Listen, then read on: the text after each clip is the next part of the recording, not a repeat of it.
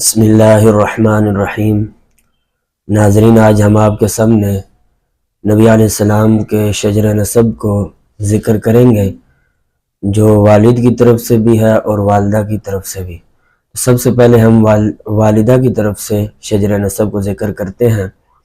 محمد ابن آمنہ بنت وہب بن عبد مناف بن زہرہ بن کلاب بن مرہ۔ اور نبی علیہ السلام کے جو والد ہیں ان کی طرف سے جو شجر نسب ہے وہ ہے محمد بن عبداللہ بن عبد المطلب بن ہاشم بن عبد مناف بن قصیب بن کلاب بن مرہ بن کعب بن لوئی بن غالب بن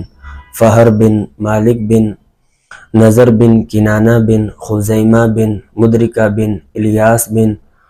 مزر بن نزار بن معد بن عدنان بن اود بن حمیسہ بن سلامان بن عوز بن بوز بن قموال بن ابی بن عوام بن ناشد بن حزا بن بلداس بن یدلاف بن طابخ بن جاحم بن ناحش بن ماکی بن عیفی بن عبقر بن عبید بن الدعاء بن حمدان بن سنبر بن یسربی بن یحزان بن یلحن بن ارعوا بن عیزی بن زیشان بن عیسر بن اقناد بن ایہام بن مقصر بن ناحث بن زارح بن سمی بن مزی بن عوز بن عرام بن قیدار بن اسماعیل بن ابراہیم بن آزر بن ناحور بن سروج بن رعو بن فائج بن عابر بن ارفلشاد بن سام بن نوح بن مالک بن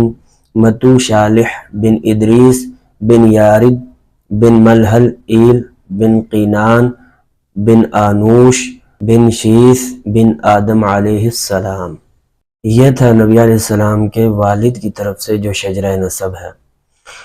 کلاب پر جا کر کے والد اور والدہ دونوں کا شجرہ نسب ایک ہو جاتا ہے۔ ناظرین، اگر ہماری ویڈیو آپ کو اچھی لگے تو آگے بھی لوگوں کو بھیجیں، اور اس سے پہلے جو حصہ تھا اس میں نبی علیہ السلام کا مختصر اجمالاً ہم نے ذکر کیا تھا سیرت پر۔ آپ سے گزارش ہے کہ وہ بھی سنیں، اور آگے انشاءاللہ وقتاً فوقتاً